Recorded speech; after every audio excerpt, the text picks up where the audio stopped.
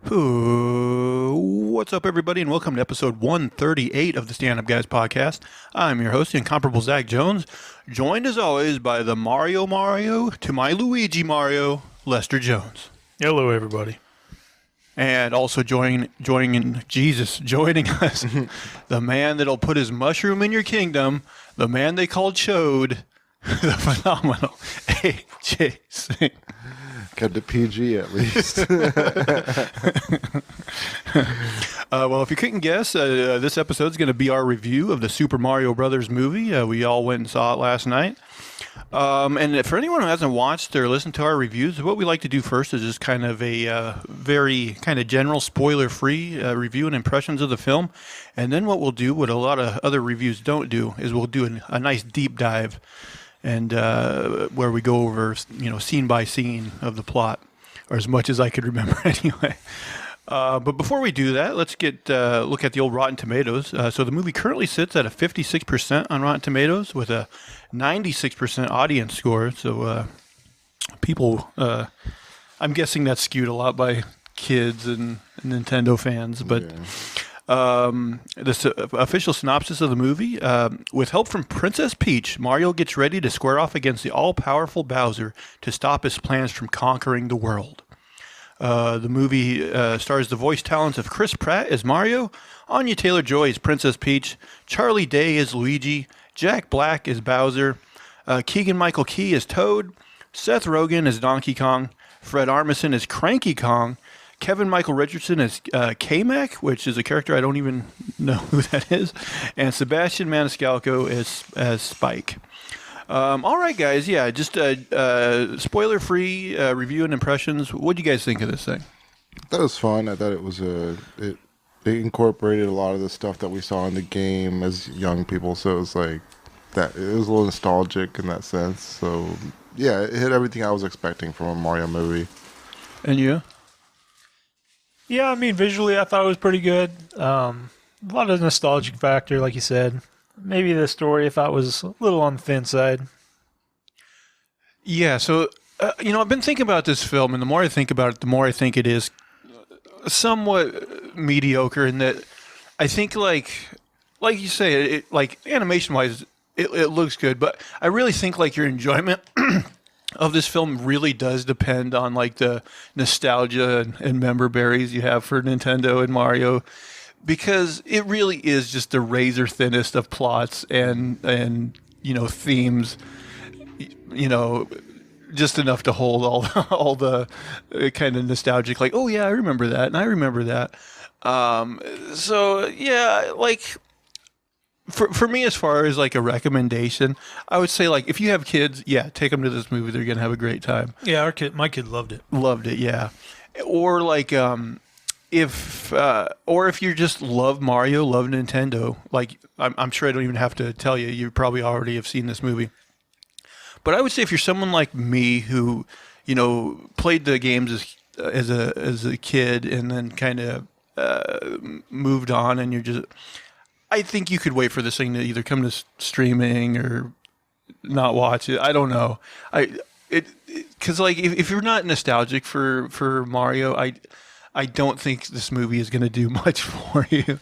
I don't know if you guys feel that same way. I mean, I'm nostalgic for it, so it definitely connected with me. I will say, like, I'm somebody who, when I was a kid anyway, I loved the live-action Mario movie. I know a lot of people hate it. And, like, I kind of want to revisit it, but, like, oddly enough, like, you cannot stream it anywhere. You can't even purchase it digitally. Like, and I was kind of like, do I really want to, like, I looked on Amazon and you can't get a DVD for like $5 or something. It's not expensive, but I'm like, do I really want to buy a DVD to watch? It's not really. I'm sure you can find it somewhere legally on the internet, but I don't really like doing that either. But I will say, like, no matter what people think of that film, I think it was a more interesting, like, interpretation of, like, the Mario mythos. Would you agree with that? I don't know. I feel that it's hard to judge, like, things you liked as a kid. That's true. I mean, I didn't know much mythos Just be like, behind everybody else who rated this at like 1 star is a complete moron. I will say, though, and we'll get to it when we're in spoilers, but this movie does something that kind of copies something from that old movie a little bit. I don't know. Do you guys got?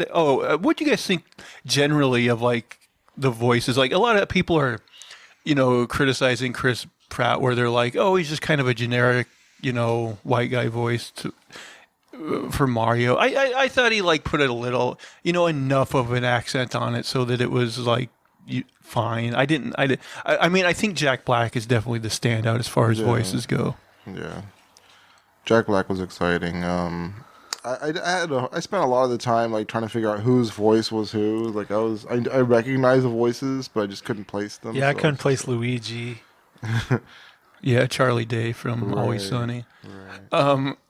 Right. Was Peach in something else? Anya Talor-Joy. She's been in a lot of stuff in recent years. She was in the Northman. She was in Oh, she's the girl with the wide set eyes. the Queen's Gambit. Yeah. Okay. And then if you didn't tell me that Toad was Keegan-Michael Key, I would have never guessed. Yeah. I'm like, did they up pitch his voice? Because like it doesn't even sound anything like him. Yeah, I couldn't figure that one out either. There was like a different Toad with like a super low voice. Not the character Toad, one of the Toads. Oh, just one Random Toad. Oh. Yeah, I didn't realize there was like a million Toads. Well, at one point she said, nobody hurts my Toads, so I was like, are they all named Toad? Well, I mean, they were kind of called like toadstools or something, aren't they? Yeah, but I mean, so are they like frog related at all, or what's that come from? I don't know. They're like mushroom men. Yeah. Yeah, they're mushrooms. Toadstools are mushroom. Toadstools type of mushrooms. Oh. Yeah. But then there's like other mushrooms in the. I guess it is the mushroom kingdom for a reason. Lots of mushrooms. Do you guys got anything you want to go into before we get into spoilers? Now let's get into it. Yeah, knock it out. All right, let me bring up my notes I made here. I didn't make as detailed a notes as on some of the movies we watched recently because I feel like a lot of this is just like, a thin outline because like a lot of the movies just like action really, if you think about it. All right, so we open on a scene that was featured a lot in the I think the first Mario Brothers trailer, which is that scene where Bowser's huge floating fortress comes in, and basically he lands in this ice kingdom ruled by little penguins, and they try to stop him by like throwing small like snowballs and stuff at him, and of course that does nothing. And he just like roars his fire and like melts their whole kingdom. Yeah, they were pretty much effortlessly defeated. Yeah. The cute little penguins. So I got a question. So he ends up getting the what he calls the superstar, which is like the star in the Mario games that gives you like temporary invincibility. Right. And he makes a big deal about it, like, oh, now that I have the star of invincibility, like I can rule the world. But just like in the game, and we find this out later in the movie, it is temporary. Yeah. Like, maybe he's only expecting to have like one big pinch in his career. He's like, yeah, if someone comes up against me, I'll destroy those ones in particular. And also, we find out that the other power-ups that are in this movie, that are in the games, come up multiple times. But like the star is special. Like in this universe, there's only like one star, and I don't know. I thought that was I don't know, maybe a little weird or convenient or whatever. But yeah, Bowser's like, no, nobody can stop me. So what do? We cut to a commercial of Mario and Luigi promoting their plumbing business, using very stereotypical Italian accents. So this is where they kind of get in the whole, it's me, a Mario, type of accents, and kind of explain it to where, oh, they were like, kind of doing it as a character for their commercial. Did you guys like that, or would you have preferred that they kind of use those accents for the whole movie? I was okay. I'm glad they called it back at least. Like explained, why it existed at all in the universe. I don't know. I like the opening part where they're in Brooklyn or whatever. Right. I'm kind of like, I don't know if it adds a lot to the plot, but I guess. I think I heard like John Leguizamo said like he wouldn't watch this movie because he didn't like that they cast like two non-Italian guys. Yeah. They could have made him Luigi. People would have been down for that. Yeah, I would have been fine with it, but I don't think it's a big deal either. But I mean, I gotta say the obvious part. Like, he's not Italian, right? I was wondering that too. I was thinking he was like Puerto Rican or something. Which I guess still Latin, but... Yeah, I guess when they made that Mario movie, Bob Hoskins must have been the Italian. What is Bob? Hello. He's British. Is he? I would have guessed like Russian or something. I don't know. He looks like a Boris. Yeah. Yeah, he seems like Eastern European or something. I don't know. Anyway, they're all happy with the commercial, but their old boss, Spike... He laughs at it and he's like, you should have stuck with me, because apparently they worked for his plumbing outfit. This is another character they introduced, and he's just kind of like a rando, and like it's completely pointless. Yeah, I don't know if he was really even necessary at all. Yeah, not really. Because he comes back at the end so they can... Like, you'd think they'd rub his nose in it at the end or something, like some kind of like, look at us now, but they didn't really do that. He was there, but it was just kind of I don't a even remember throwaway. what happens. Does he like gain respect for him at the end or something? Yeah, something stupid. It's like, oh yeah, the bully. He had like a side story. I don't remember all their dialogue here. We kind of like find out that Luigi is like a bit of a coward. But anyway, Luigi's phone rings, and apparently they got a plumbing job. But as it turns out, their van won't start, which also in the old Mario movie, they had problems with their van. So I'm just saying, a little bit of a copycat. So yeah, now they basically platform their way to the job, and we see like, they go through this construction site, and Mario's jumping up top, and like Luigi like goes through some concrete or something, just like a two-dimensional like ode to the games.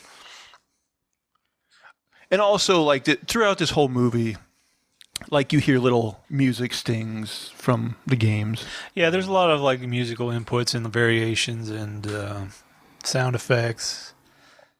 They pulled pretty heavily from that.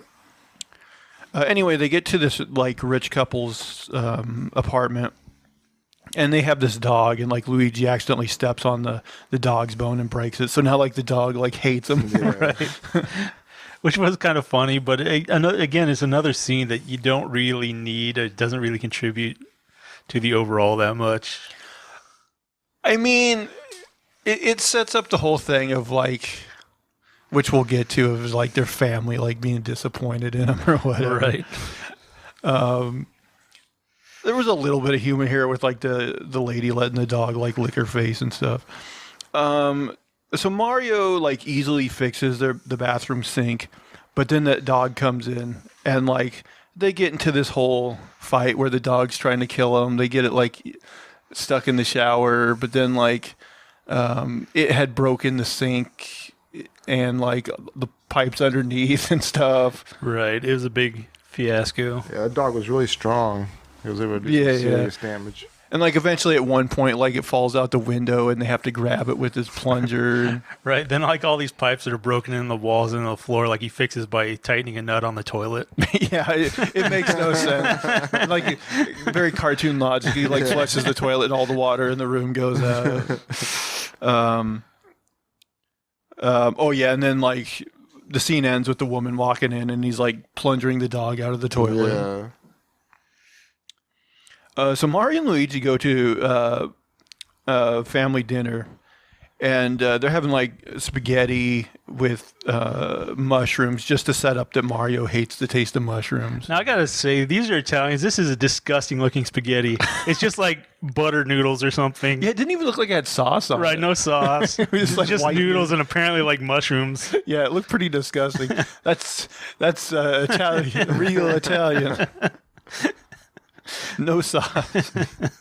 Also, like, I wanted to know, like, the family dynamic here, because not only is it their mom and dad, but who are the other people living there? Is it, like, his uncles, his cousins? Cousins? There's, like, all sorts of weird people there. Yeah, there's a lot of people. I want to know who the extended family are. Gotti Mario.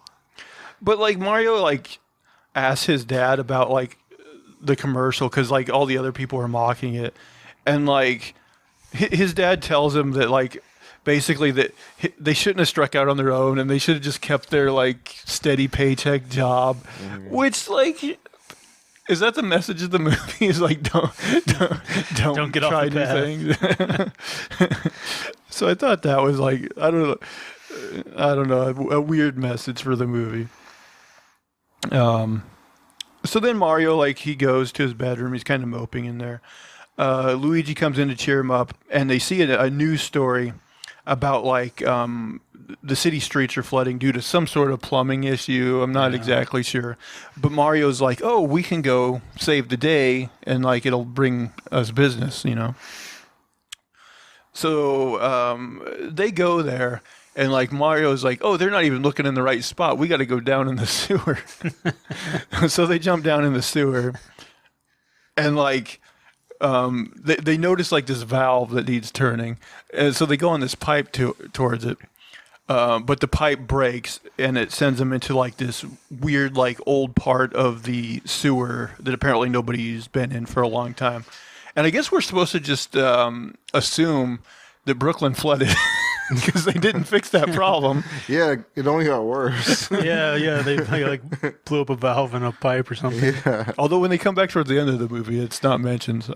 Basically, this whole trip didn't really do anything positive for them, except they brought Bowser into our dimension and destroyed half of Brooklyn. Yeah, they shouldn't be celebrated. They should be like seen as. It's like Ghostbusters, where like the lawsuits after the incident really bankrupted us. You know, skipping to the end of it, I don't know if it was that Spike guy or someone else, but I think they really did have that, you know, that moment we joke about in the original where, like, this reporter calls them the Super Mario Brothers. Oh. Like, somebody did, like, say, oh, these guys are Super Mario Brothers at the end. You know, all the great artists steal.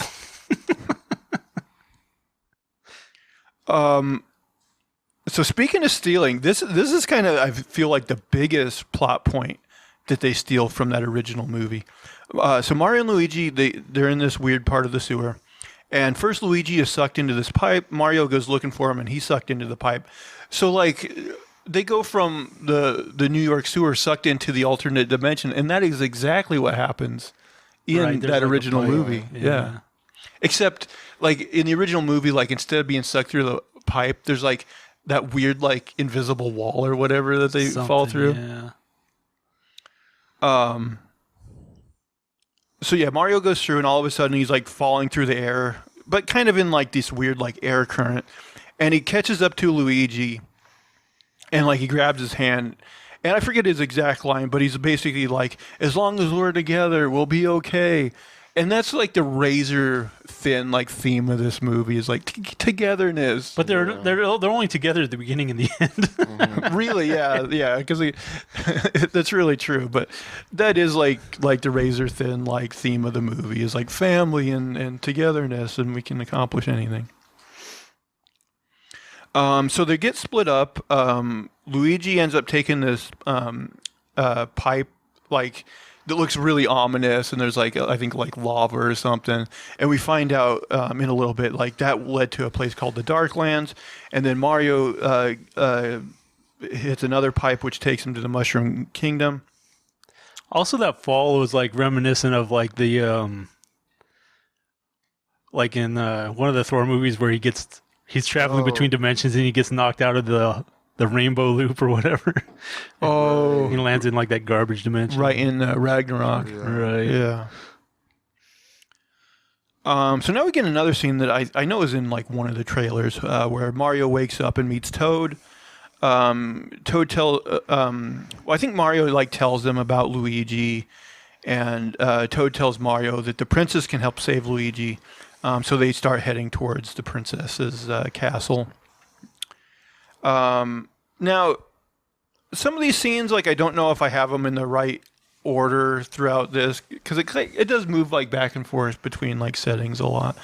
But at one point, Luigi wakes up in the Darklands, and he gets scared by, like, those, you know, zombie Koopas from the games, like the skeleton ones where you step on them, but they come back to life.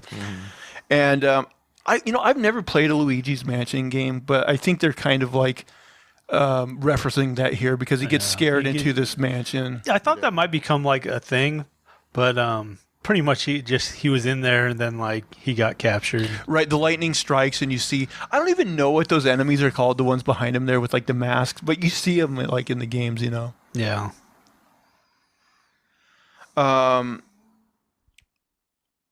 So now we get this whole sequence where back in the Mushroom Kingdom where Mario and Toad are platforming their way to the princess.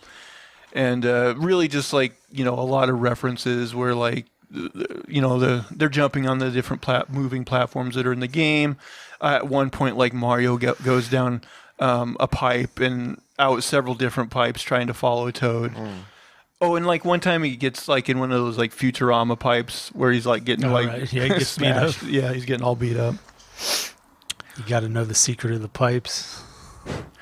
So now there's a scene at the castle where we find out that the princess is going to leave the next morning. Her plan is to forge an alliance with the Gorilla Kingdom to help in the fight against Bowser. Now, again, I might have these scenes out of order a bit, but at one scene we go to Bowser and he reveals to like his minions that he is in love with Peach and he basically plans to marry her. And I remember like one of his like Koopas or whatever like said something about it and he just like toasted him. Like he turned him into like a skeleton turtle. Yeah. Like, what if she doesn't reciprocate or whatever? Right.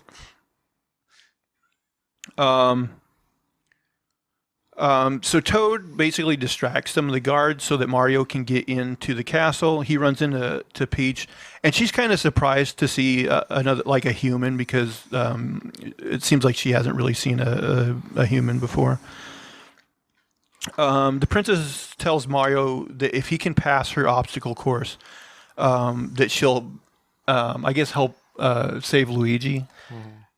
Well, yeah, she's going to allow him to come on her mission to see Koopa, which apparently Koopa has Luigi. Or they presume. They assume because he went to the Darklands that that's the case.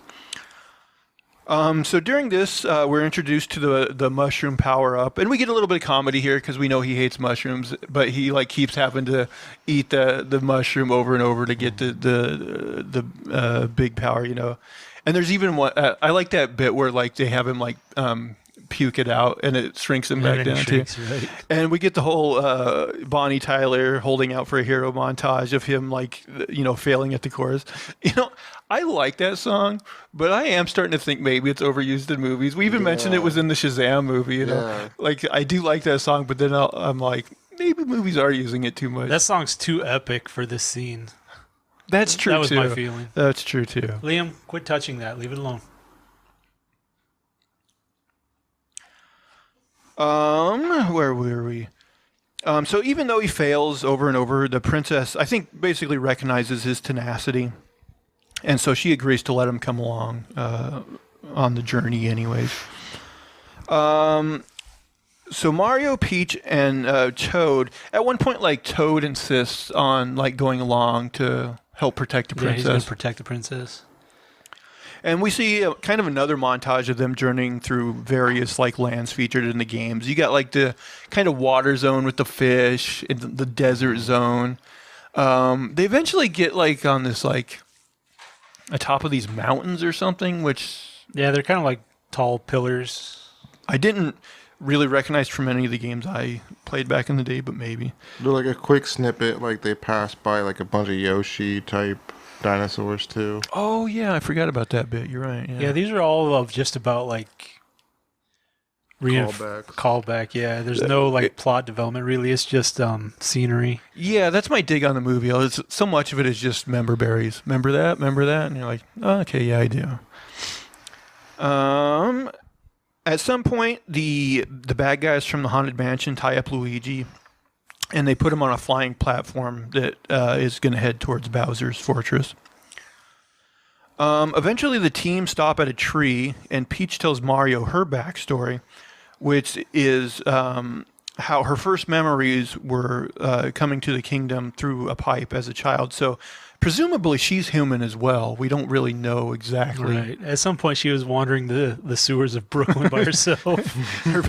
She had those, what's the opposite of helicopter parents? Those parents that are like free range parents. So just like, go play. Latchkey parents, kids or whatever. Yeah, she's a missing child report.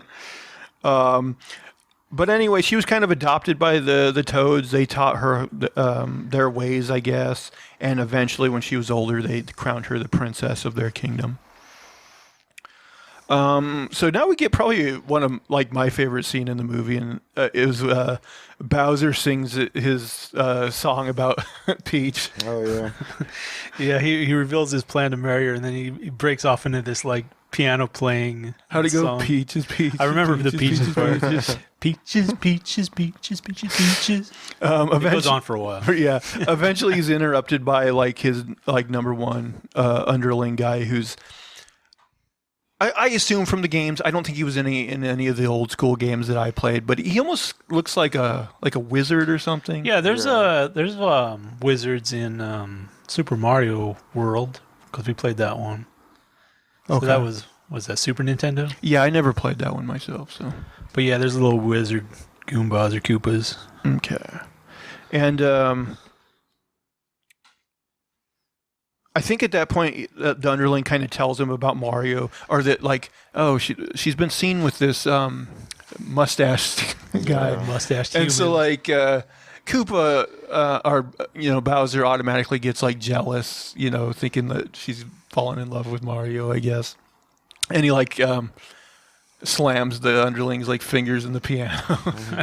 Right. And before that, they had the whole thing where he's like, play with me a little bit, and they played like one of the Mario songs. So the team show up at the Gorilla Kingdom. They're greeted by like the guy there, and they say they want to see the king. So now we get like apparently this is where the whole Mario Kart stuff comes in. So this guy has a cart, he puts him in, and we get a sequence where he drives him to the king, which I guess is Cranky Kong according to Rotten Tomatoes. So they meet Cranky Kong, and he says he won't help them unless one of them can defeat his son in combat. And of course Mario agrees. And his song is, of course, Donkey Kong. So the fight takes place basically on this beam, and there's other platforms around with power-ups to make things interesting. At first, Donkey Kong easily kind of beats up Mario. Then Mario slides under his legs and gets a power-up, which ends up being a blue mushroom, which shrinks him down. Now, I only ever played the NES Mario games, and I don't think the blue shrinking mushroom was featured in those ones. Yeah, I don't remember a shrinking mushroom. He also, I should, back when they were at the tree, like the princess did get the fire power up just so we could see that. She thought, all right. So now like he hits a power up and the thing comes up, but Donkey Kong blows it out before he can get it, so he fails to get it. But he ends up getting on kind of like one of the taller beams, and he gets the cat suit power up.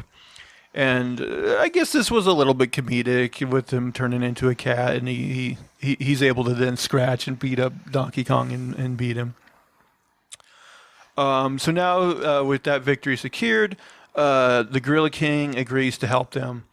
He says he knows a shortcut, but they will basically need to all choose a Mario Kart to get there. So they have this whole montage where they're playing. Was it Thunderstruck by AC/DC? That song. I think so. It was something by AC/DC. Yeah. By the way, a lot of needle drops in this movie. Mario chooses like his standard Mario Kart. Peach chooses a motorcycle. Now I know you're a big Mario Kart fan. I was a Crash Team Racing guy. So did Peach? Did she have like a motorcycle in those games? Yeah, she had her own vehicle. Okay. I don't remember it being a motorcycle or not though. I thought it was just more a cart. Yeah. And then Toad gets this big Hummer type vehicle. I don't know what you call it. Yeah, I saw that coming. So now we get another Bowser scene while he's acting out his proposal to Peach with that magician type underling guy, Mm-hmm. And they're interrupted by another guy who kind of tells them about Mario's progress. And basically, he sends an army of his men in vehicles to cut him off and stop him. Yeah, he preempts their surprise attack. Right.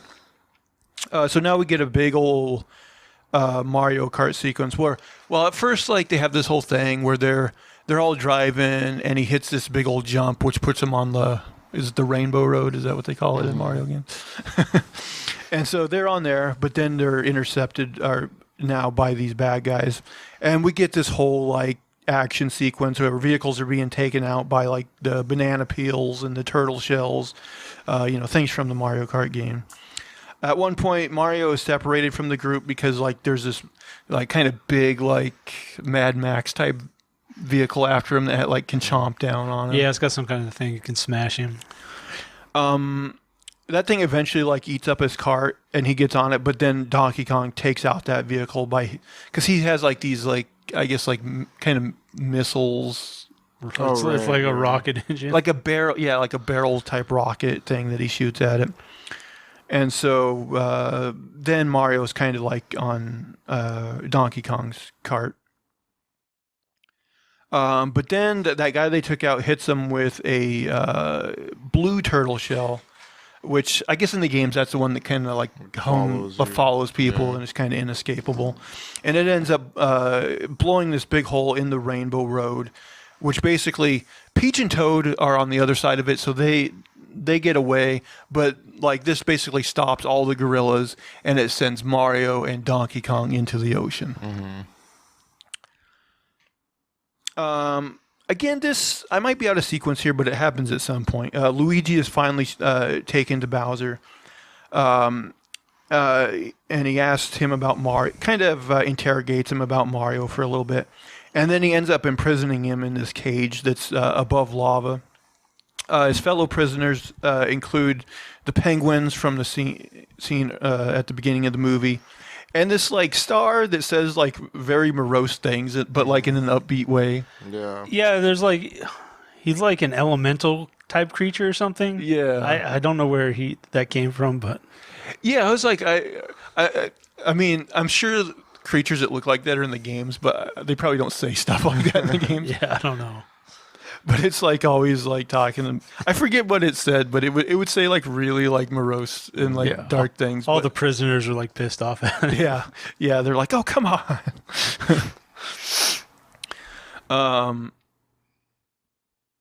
So Peach and Toad race towards the Mushroom Kingdom, and as they're like going through, they're kind of like telling everybody evacuate. So all the other Toads are evacuating. So Bowser shows up and proposes to Peach. She, of course, declines at first, but then she reluctantly agrees to marry him when he starts hurting Toad, like electrocutes him. Yeah, I think she could have saved a lot of trouble if she just married the guy. Just go through with it. The end. Yeah. Unhappily ever after. So Mario saves Donkey Kong from drowning, but then right after that, they're swallowed by this like huge like eel type creature. Yeah, I believe. Sea monster. Yeah.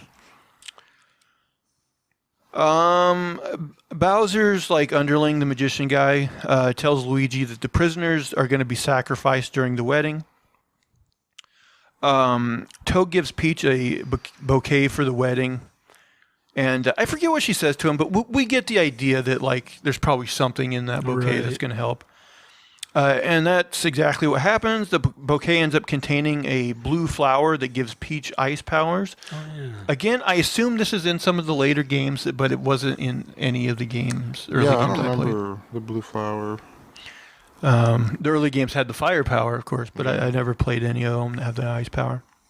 Anyway, she freezes Bowser, and she also freezes like the mechanism that is lowering the prisoners into the lava. Donkey Kong and Mario are able to escape the eel because it also swallowed Donkey Kong's cart, and they had one more of those like barrel type rockets on there. So Donkey Kong and Mario, they fly, and they can't quite fly up to where like the wedding is. They fly like on a little bit under that. And then they have this whole sequence where they're kind of like platforming and beating up enemies, getting different power-ups. And at some point along here, Mario ends up getting the Tanuki suit power-up where he's like the raccoon and he can fly with his tail. So at one point, like the device is lowering the Luigi into the lava. Like it must thaw out or get broken again because he starts going down. It like burns the bottom of his cage and he almost like dies in the lava. But at the last moment, Mario is able to fly in and rescue him with the Tanuki suit. And once again, they clasp hands and we get that line about like, oh, we can do it all together. And then Luigi does shit. So now Bowser breaks loose out of the ice and he launches a huge bullet bill to destroy the Mushroom Kingdom. So Mario, since he has the Tanuki suit, flies after the bullet and eventually like hits it in the eye so that it'll chase him instead of just blowing up the kingdom. He lured it away. And so he gets the idea that he's gonna. He sees that pipe that he entered the Mushroom Kingdom in, and he's like, "I know, I'll blow that up for some reason." Which, was that a good idea? I don't know. But that's what he does. And so it blows up that pipe. And basically this causes a rift between their world and the real world, I guess, the Brooklyn world. And again, somewhat reminiscent of that original Mario Brothers movie where they get the scene where it kind of... Right, they're trying to merge the worlds. Merge the worlds, yeah. So back in Brooklyn, Bowser's ship like crashes on the street, and I think he like kind of beats up Mario, and that causes him to duck into like a pizzeria. Yeah, he got thumped up pretty good, I guess. Eventually, I know Mario like sees his like commercial like glitching out on the TV, and I don't even remember what it says, but it somehow convinces him to get back in the fight. Right. So he goes back outside. And I don't remember if it's like a confrontation between Donkey Kong and the bad guys, but the superstar of invincibility gets loose and knocked down the road. Right. Mario sees it, and so Mario's going to go after it, but Bowser sees him and like blows fire towards him. And right at the last minute, Luigi shows up with his, Wonder Woman shield, his manhole cover. He finally did something useful. And once again, I think he says some line about, togetherness or something. Eventually, Bowser thinks he killed them, but of course, we know better. They actually did make it to the star, which allows Mario and Luigi to become invincible for a bit. And so now they kind of easily beat Bowser and his men. And I remember, like, in this confrontation, Bowser ends up getting a blue mushroom and shrinking, but like, do they force him to eat it or what happens? Yeah, they force him to eat the blue mushroom, and then they put him in like a science jar, a little mason jar.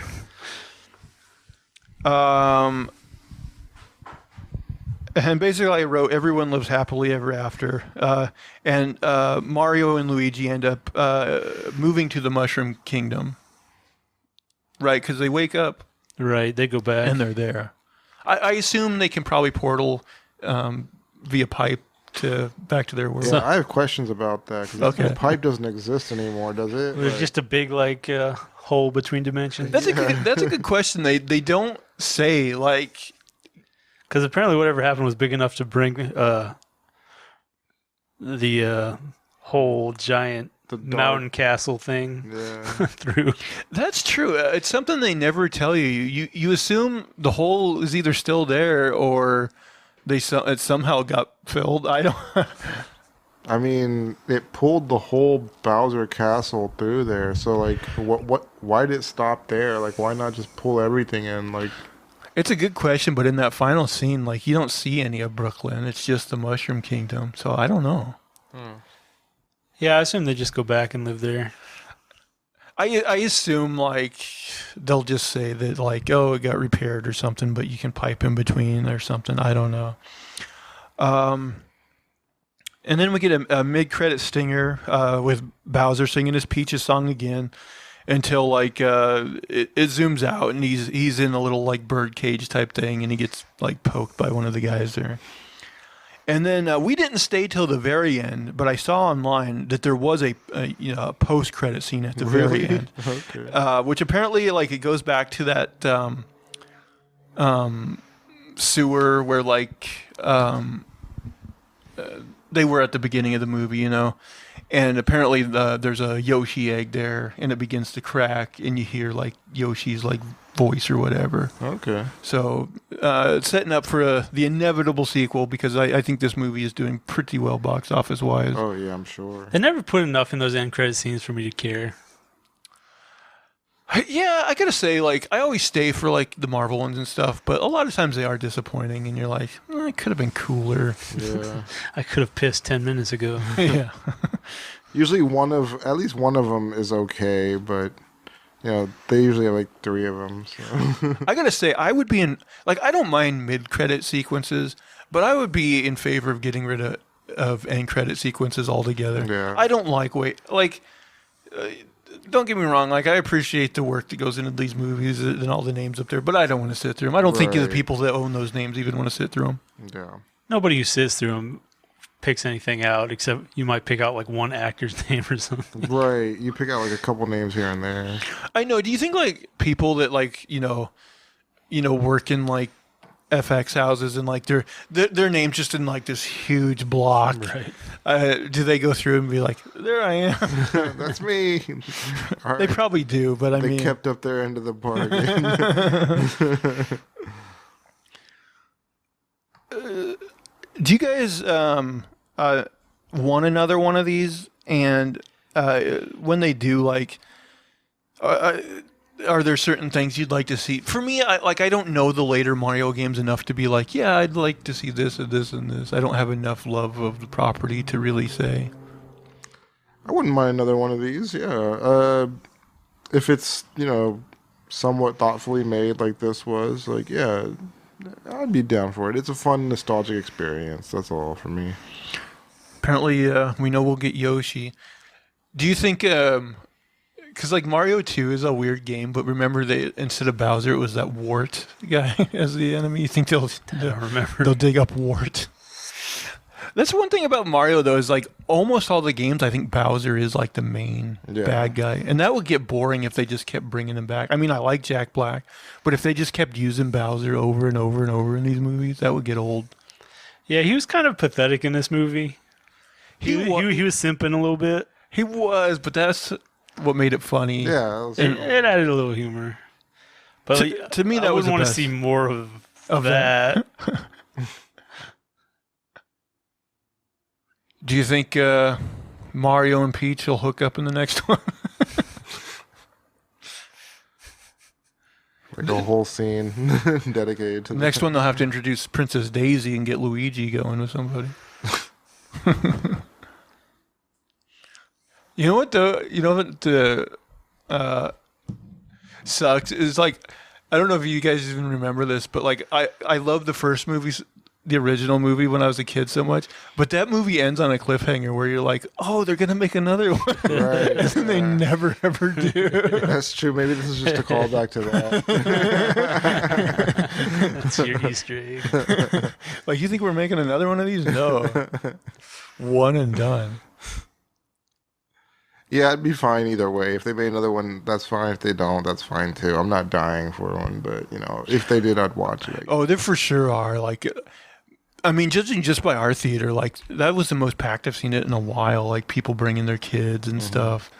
Yeah, this is I think this movie. I don't even know what the box office report is yet, but I'm thinking this movie made some big money. Yeah, I think so too.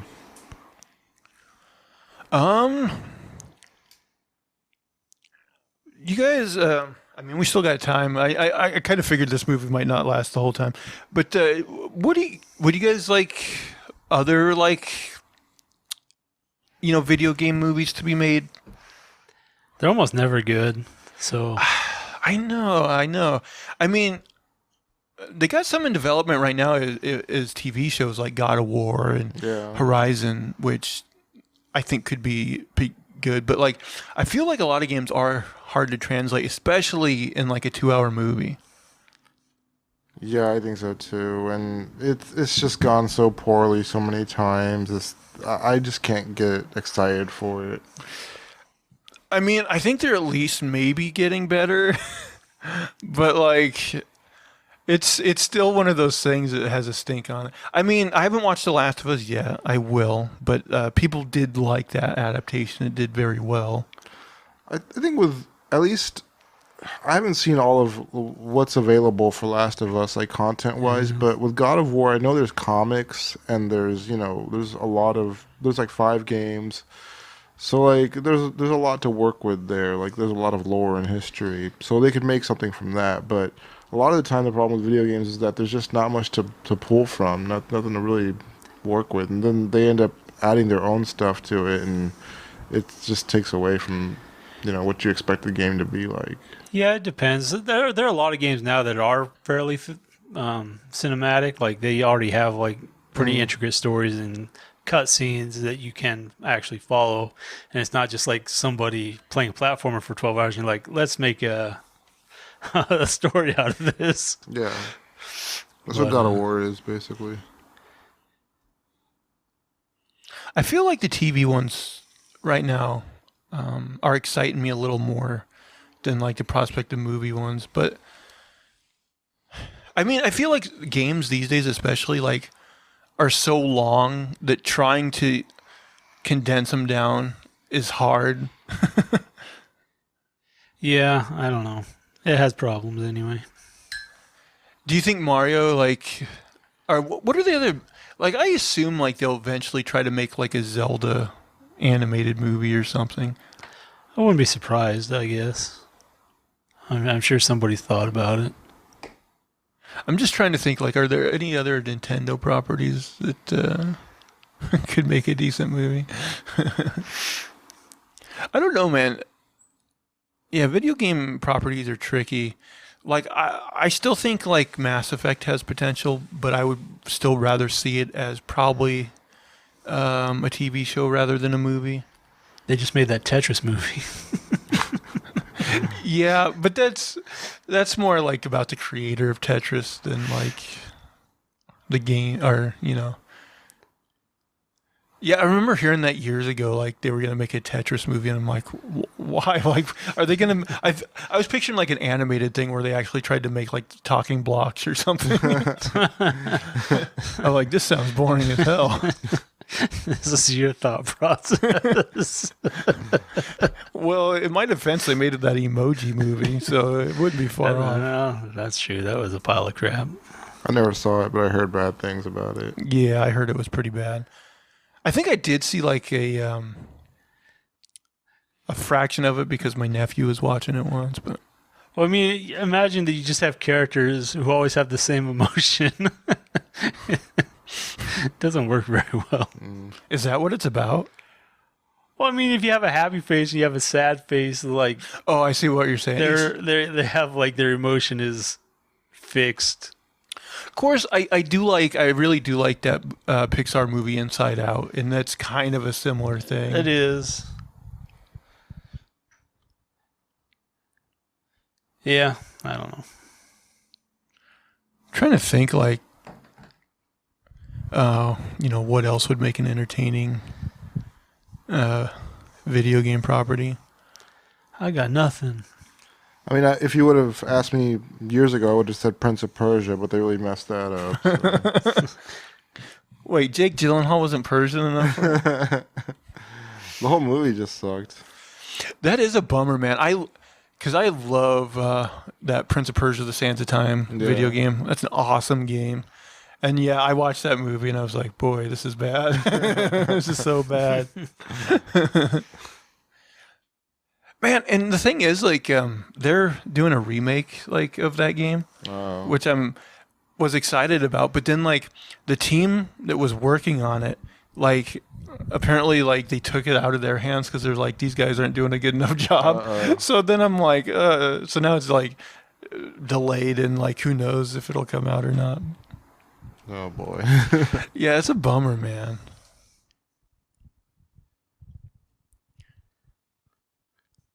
Are there any video games like you guys would like to? We maybe have talked about this on the show before, but that you would like a remake or remaster of that. I don't know. I just love sniping Nazis, and that's all. It always comes back around. So you want that that first Medal of Honor game remade? Man, I can play some Medal of Honor. But then I've been playing Sniper Elite. I've been looking at a couple others, but they're still too expensive. Oh, Modern Warfare 2. Like, I think they've remade that a couple times, but I haven't played it recently. I might check it out, maybe see if it's anything like the old version. I feel like the PS1 era has a lot of games that could be remastered because, like, a lot of them were fun, but they look rough as hell now, looking back. Like, I just keep hoping they come out with another FIFA. Or FIFA? The soccer game? Yeah. You know, the one that comes out every single year. But you know what? I think they actually, like, just recently, like, something happened with the FIFA license where, like, the company, maybe EA or something that was making them, like, stopped, and now their game's just called, like, I don't know, Football Club or something different, you know? Man, did you know that, like, FIFA is, like, supposedly, like, a crazy, like, corrupt organization? Oh, yeah, for sure. And, like, I think there's, like, widespread, like, you know, things to where they probably have, like, fixed a lot of games in the past. And, like, I think it's basically, like, run by a mafia of sorts. Yeah. Some crazy stuff. Yeah, I don't know how FIFA exists. Like, don't countries have to pay them to, like, host the World Cup and everything? Like, what's the benefit of hosting it when you end up, spending a bunch of money on these arenas and not really selling out or anything? They probably sell it to the people as though, like, this is going to bring in, like, so much money and so much, like, tourism dollars and things like that it'll pay for itself. Yeah. But I don't know if that's... Wasn't there some controversy? Because, like, was it the last World Cup or whatever, like, that Middle Eastern country, Qatar, like, they were having a stadium built there. And, like, supposedly, like, a bunch of people died in the construction of it. Like 20,000 people. It was something insane. Yeah. Whatever happened with that? Did they finish it? Yeah, they played the games. They played the game there? Yeah, they did everything. Good Lord. FIFA didn't. Yeah, nobody talked about that really. It's nuts. Man, I wish I had more. Should I do one story just pad out the time? Sure.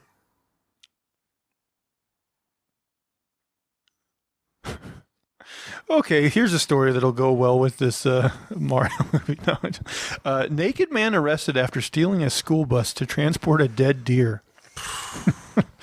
You ever hear a story that makes you go, yeah, that happened in Florida?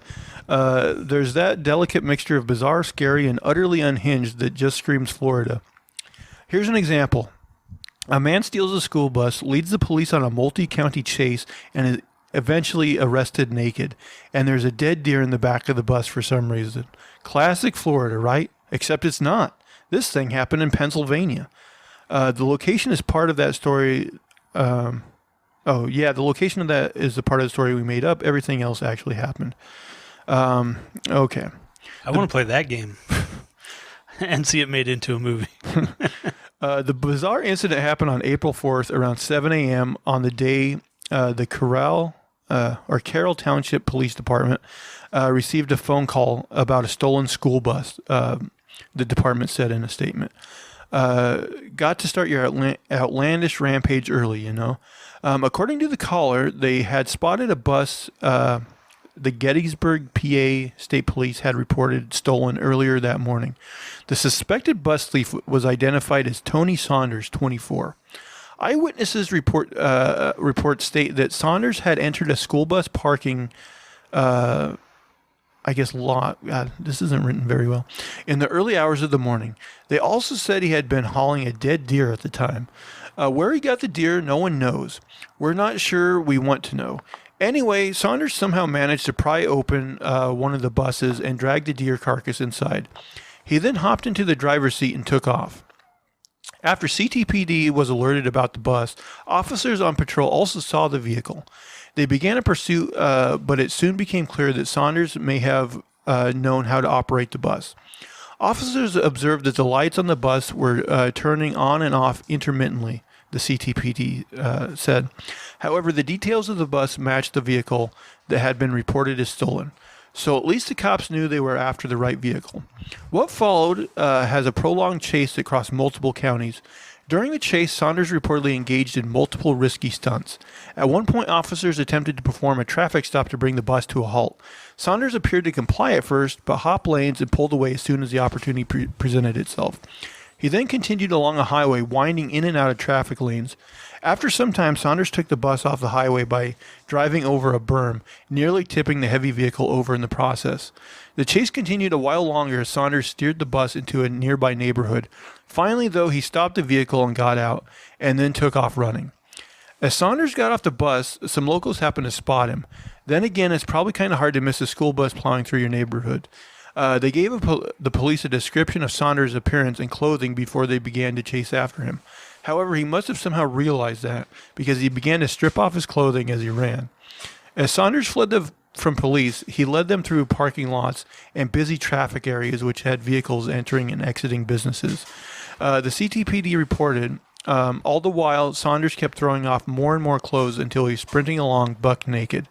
Yet his mad dash for freedom couldn't last. Eventually, the cops cornered Saunders and he surrendered. We're certain the cops had plenty of questions for Saunders after arresting him. Some of them probably included what the hell and why. Being surprisingly cooperative, Saunders shed some light on his motives of his actions. He admitted to stealing the school bus after he had crashed the BMW earlier in the morning. We couldn't find out whether that was his own car or another stolen vehicle. But what about the dead deer? Well, Saunders had a good reason for having it. He was going to take it home to use as fertilizer for his garden. He didn't explain where he found the carcass, at least based on the police reports. Did he hit it with a BMW? Maybe. The man has now been charged with 1 count of fleeing from a police officer, 1 count of receiving stolen property, 18 counts of resisting arrest, and 75 counts of reckless driving. You're going to do life in prison for this. I mean, yeah, you would think it would be pretty hefty. But I mean, it's got to be either drugs or mental illness, right? Yeah, for sure. So now, enough of those. We can get the Pennsylvania man Twitter going. You're a caveman. Yeah, but besides that psychopath, you guys got anything else you want to talk about? Nah, I got nothing. Yeah. Well, guys, we might wrap this one up early. In fact, I probably shouldn't have even done that story. But we wanted to give you a little bit more. But anyway, hopefully everybody liked our Mario review. I think next week we'll probably go back to a regular review. I don't think there's any movies coming out this week that we'll be reviewing. But we do appreciate everybody watching and listening. Please, if you will, subscribe to the YouTube channel and to the podcast on your podcast service of choice. Give us thumbs up, positive reviews, all that good stuff. And why not come over and visit us on Twitter, guys? Where can people find you on the Twitter? A name for this too, and that's number 2. At unsolicited SUG. And you can, of course, find me at Zach Jones Live. That's ZachJonesLive. And that is going to do it for all of our shenanigans and poppycock this week. Please, please, please tune in again next week. Bye, guys. Take care. Yeah, have a good one.